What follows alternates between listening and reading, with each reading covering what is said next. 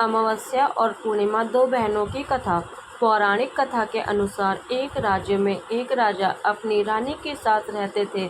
उनकी 4 संतानें थीं, 2 लड़के और 2 लड़की। एक लड़की का नाम पूर्णिमा और दूसरी लड़की का नाम अमावस्या था। पूर्णिमा घर का सारा काम करती और भगवान की पूजा पाठ किया करती और गाय की सेवा भी करती थी। लेकिन अमावस्या ना तो घर का काम करती और ना ही भगवान की पूजा पाठ करती और ना ही गाय की सेवा करती थी। फिर भी राजा और रानी अपने दोनों बेटों और अमावस्या को बहुत प्यार करते थे, लेकिन पूर्णिमा से नफरत करते थे। राजा के दोनों लड़के और लड़कियां धीरे धीरे बड़े हो गए। राजा ने दोनों लड़कों का विवाह करवा दिया। इसके बाद रानी ने कहा कि दोनों लड़कियां भी विवाह के योग्य हो गई हैं, तो उनके लिए भी कहीं पर जाकर रिश्ता तय करके विवाह करवा दो। लेकिन अमावस्या का विवाह किसी बड़े घर में करना और पूर्णिमा का किसी गरीब घर में विवाह कर देना, क्योंकि उसे घर का काम करना और भगवान की पूजा पाठ करना और गाय की सेवा करना यही पसंद है। अब रानी ने राजा को दोनों बहनों का रिश्ता तय करने के लिए भेजा, तो राजा अपने पड़ोसी राज्य के राजकुमार से अमावस्या का रिश्ता तय कर देते हैं और उसी गांव में एक गरीब लड़के से पूर्णिमा का रिश्ता तय कर देते हैं। राजा अपनी रानी को दोनों बहनों की विवाह के रिश्ते के बारे में बताते हैं, तो रानी अब सोचती है कि पूर्णिमा की भगवान कैसे मदद करते हैं, क्योंकि ये पूजा पाठ बहुत करती है और गाय की सेवा भी करती है। लेकिन पूर्णिमा के भाई और भाभी पूर्णिमा से बहुत प्यार करते थे, क्योंकि पूर्णिमा उनके घर का कामों में हाथ बटाती थी और अमावस्या उन पर अपना रोब जमाती थी। राजा कुछ दिन के बाद ही उनका विवाह करवा देते हैं और जब राजा और रानी उन दोनों लड़कियों को विदाई कर देते हैं, तब अमावस्या को विदाई के समय बहुत सारी धन दौलत देते हैं और पूर्णिमा को कुछ भी नहीं देते। इसके बाद दोनों बहनें अपने अपने ससुराल चली गई। फिर एक दिन अमावस्या ने अपने घर शिव चर्चा रखी, जिसमें उसने पूरे गांव वालों को अपने घर पर बुलाया, लेकिन पूर्णिमा को नहीं बुलाया। जब गांव की औरतें अमावस्या के यहाँ जा रही थी, तब पूर्णिमा अपने दरवाजे के बाहर बैठी हुई थी, तो उन औरतों ने पूर्णिमा से कहा कि तुम्हारी बहन के यहाँ शिव चर्चा है, तुम नहीं चलोगी क्या? पूर्णिमा ने कहा, मुझे तो बुलाया ही नहीं, मैं कैसे चल सकती हूँ? औरतों ने कहा, बुलाया नहीं तो क्या हुआ, वहाँ तो भगवान का शिव चर्चा है, तुम चलो हमारे साथ। पूर्णिमा उन दोनों औरतों की बात मानकर उनके साथ चली जाती है। जब अमावस्या की नज़र पूर्णिमा पर पड़ी, तो अमावस्या ने गुस्से में आकर पूर्णिमा से कहा कि तू यहाँ कैसे चली आई, और तुम्हें तो मैंने बुलाया ही नहीं। खैर कोई बात नहीं, तुम आ ही गई हो तो चुपचाप बैठे रहना और इधर उधर मत घूमना। इस तरह से अमावस्या ने पूर्णिमा की गरीबी का मजाक उड़ाया। अमावस्या की ये बातें सुनकर पूर्णिमा की आंखों से आंसू की धारा बहने लगी और भगवान शिव से हाथ जोड़कर पूर्णिमा मन ही मन विनती करने लगी, हे भगवान शिव, क्या पूजा पाठ करना, घर का काम करना और गाय की सेवा करना ये गलत है? आखिर मेरा क्या कसूर है? आप कब कृपा करेंगे मुझ पर? पूर्णिमा बार बार भगवान से यही कहती रही। जितने में शिव चर्चा पूरी हो गई। अब अमावस्या भगवान का प्रसाद बांटने लगी, तो उसने सबको भगवान का प्रसाद दिया, लेकिन पूर्णिमा को नहीं दिया। पूर्णिमा बिना प्रसाद के ही घर लौटने लगी, तो रास्ते में उसने सोचा कि बच्चे प्रसाद मांगेंगे तो मैं उन्हें क्या कहूँगी। उसने सोचा कि मैं अपने मायके, अपने भाई और भाभी के यहाँ जाऊँगी और वहाँ से बच्चों के लिए कुछ लेकर आऊँगी। ऐसा सोचते हुए वह अपने घर आ गई और उसने अपने पति और बच्चों से कहा कि मैं अपने मायके जा रही हूँ। उन्होंने कहा ठीक है, और पूर्णिमा मायके के लिए रवाना हो गई। चलते चलते एक चबूतरा आया, जिस पर तुलसी का पौधा लगा हुआ था, और उस चबूतरे पर एक बूढ़ी औरत लेटी हुई थी। वह कोई और नहीं, साक्षात तुलसी माँ थी। उस बूढ़ी औरत ने पूर्णिमा से कहा, बेटी तुम कौन हो और कहाँ जा रही हो? पूर्णिमा ने अपना परिचय दिया, तो उस बूढ़ी औरत ने पूर्णिमा से कहा, यह तुलसी का पौधा सूख रहा है, इसमें थोड़ा पानी डाल दो और इस चबूतरे की साफ सफाई कर दो, जिससे मुझे थोड़ी ठंडक मिलेगी। पूर्णिमा ने कहा ठीक है माँ जी। उसने तुलसी में पानी डाला, चबूतरे की सफाई की और उस बूढ़ी औरत को भी नहला दिया और उसके पैर दबाए और कहा, क्या काम है माँ जी? उसने कहा, कुछ नहीं, अब तुम जाओ और वापस आते समय मुझसे मिलकर जाना। पूर्णिमा ने कहा ठीक है माँ जी, और वो वहाँ से रवाना हुई। तो चलते चलते आगे एक शिव मंदिर आया। वहाँ पर एक बूढ़े बाबा मिले, जो चबूतरे पर बैठे हुए थे। वह और कोई नहीं, साक्षात भगवान शिव थे। उन्होंने पूर्णिमा से कहा, बेटी तुम कौन हो और कहाँ जा रही हो? पूर्णिमा ने अपना परिचय दिया और फिर उस बूढ़े बाबा ने पूर्णिमा से कहा, इस चबूतरे और इस मंदिर की साफ सफाई कर दो बेटी। पूर्णिमा ने कहा, ठीक है बाबा। और उसने चबूतरे और मंदिर की साफ सफाई की और पूजा पाठ की और उस बूढ़े बाबा को भी नहला दिया और कहा, और क्या काम है बाबा? उस बूढ़े बाबा ने कहा, और कुछ नहीं बेटी, अब तुम जाओ और वापस आते समय मुझसे मिलकर जाना। पूर्णिमा ने कहा, ठीक है बाबा, और वहाँ से रवाना हुई। आगे चलते चलते काली माँ का मंदिर मिला। वहाँ भी एक बूढ़ी औरत चबूतरे पर बैठी हुई। उस बूढ़ी औरत ने पूर्णिमा से कहा, तुम कौन हो बेटी और कहाँ जा रही हो? पूर्णिमा ने कहा कि तब पूर्णिमा ने अपना परिचय दिया। तब उस बूढ़ी औरत ने पूर्णिमा से कहा, बेटी, यहाँ सब पूजा पाठ करने तो आते हैं, लेकिन मंदिर की साफ सफाई कोई नहीं करता है, इसलिए इस चबूतरे और मंदिर की साफ सफाई कर दो।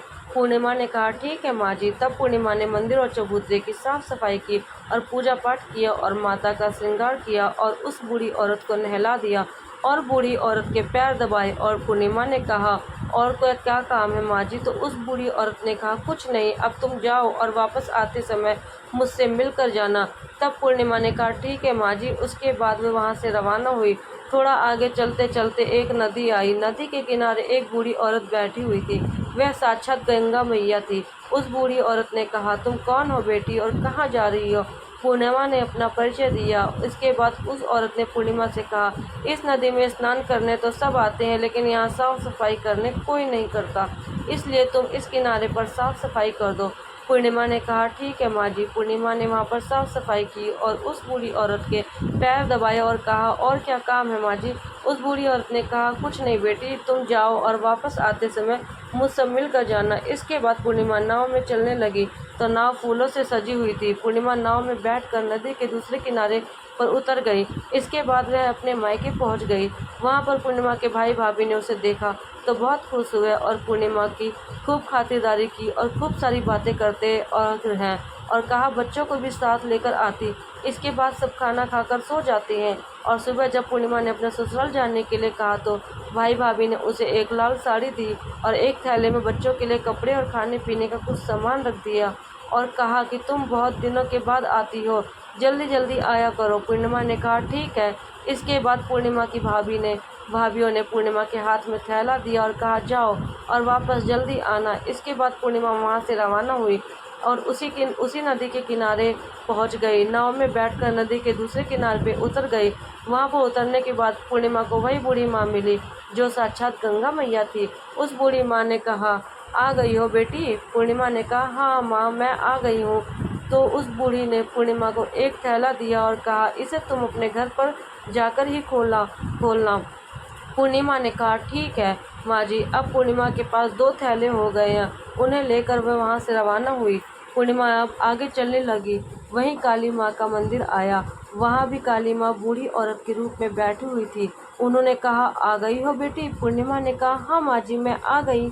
तो काली माँ ने भी एक थैला दिया और कहा कि इसे घर ले जाकर ही खोलना। पूर्णिमा ने कहा, ठीक है माँ जी। और अब पूर्णिमा के पास 3 थैले हो गए। पूर्णिमा ने एक थैला सिर पर लिया और एक एक हाथ में ले लिया और वहाँ से रवाना हुई और आगे चली तो वही अब भगवान शिव का मंदिर आया। वहाँ पर भगवान शिव बूढ़े बाबा के रूप में बैठे हुए थे। उन्होंने कहा, बेटी आ गई हो? तो पूर्णिमा ने कहा, हाँ बाबा, मैं आ गई हूँ। उस बूढ़े बाबा ने पूर्णिमा को एक थैला दिया और कहा, इसे अपने घर ले जाकर ही खोलना। पूर्णिमा ने कहा, ठीक है बाबा। अब पूर्णिमा के पास 4 थैले हो गए। अब भला वो अकेली 4 थैले को कैसे ले सकती थी, इसलिए उसने पुरानी साड़ी निकाली और उन 4 थैलों को साड़ी में इकट्ठा बांध लिया और अब पूर्णिमा वहाँ से रवाना हुई। थोड़ा आगे चली तो वही तुलसी माँ बूढ़ी औरत के रूप में बैठी हुई मिली। उन्होंने पूर्णिमा से कहा, आ गई हो बेटी? तो पूर्णिमा ने कहा, हाँ माँ जी, मैं आ गई हूँ। तो तुलसी माँ ने भी पूर्णिमा को एक थैला दिया और कहा कि इसे घर ले जाकर ही खोलना। पूर्णिमा ने कहा, ठीक है माँ जी। अब पूर्णिमा के पास 5 थैले हो गए। अब पूर्णिमा वहाँ से रवाना हुई और सीधे अपने घर आ गई। पूर्णिमा ने थैले को नीचे रखा और सबसे पहले अपने मायके का थैला खोलकर देखने लगी तो इसमें बच्चों के लिए अच्छे अच्छे कपड़े और बच्चों के खाने पीने की चीज़ें और कुछ गहने थे। पूर्णिमा ने अपने बच्चों को वहाँ नए नए कपड़े दिए और खाने पीने की चीज़ें दी तो बच्चे बहुत खुश हुए। अब पूर्णिमा ने दूसरा थैला खोला जो उसे गंगा मैया ने दिया था। उसने उसमें सोना चांदी भरा हुआ था। अब पूर्णिमा ने तीसरा थैला खोला जो उसे काली माँ ने दिया था, उसमें 16 श्रृंगार का सामान भरा हुआ था।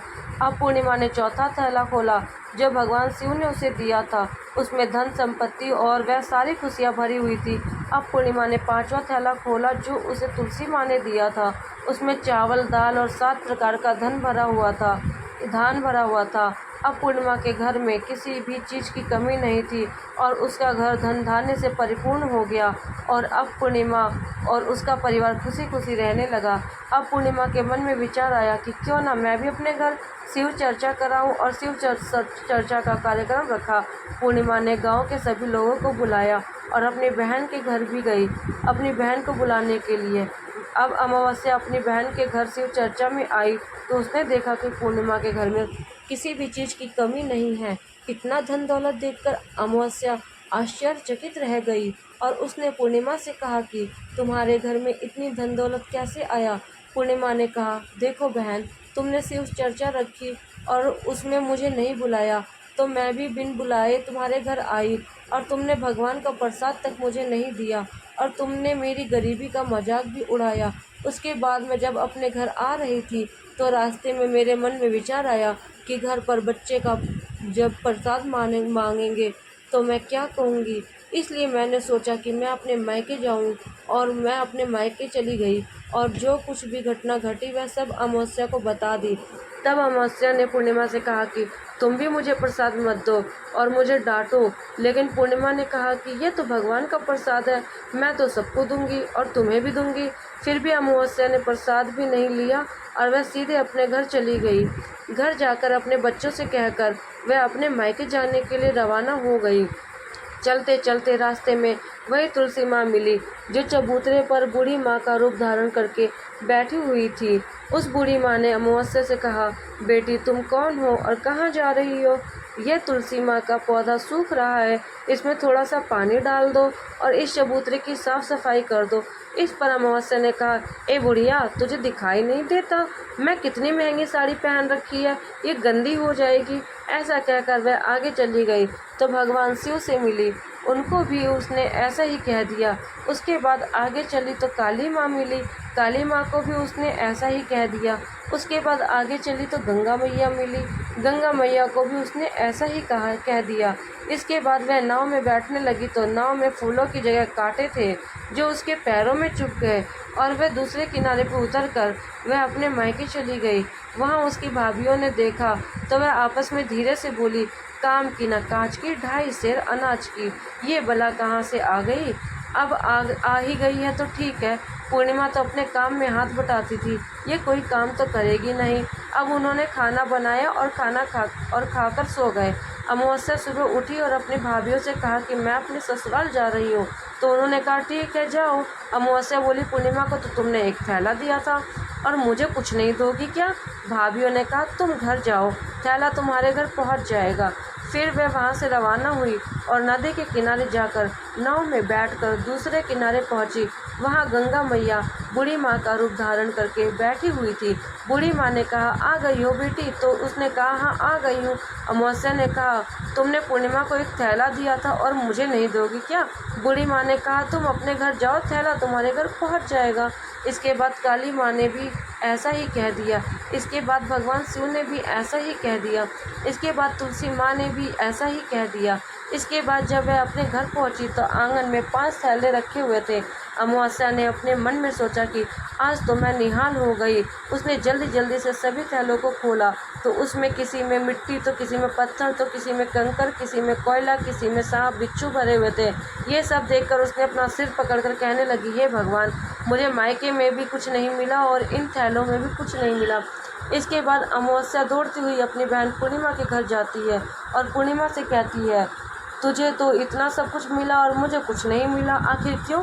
पूर्णिमा ने कहा कि जब मैं अपने मायके जाती हूँ तो अपनी भाभीयों के साथ मिलकर काम करती हूँ और तुमने कभी उनकी इज्जत नहीं की, इसलिए तुम्हें वह भला क्या देंगी।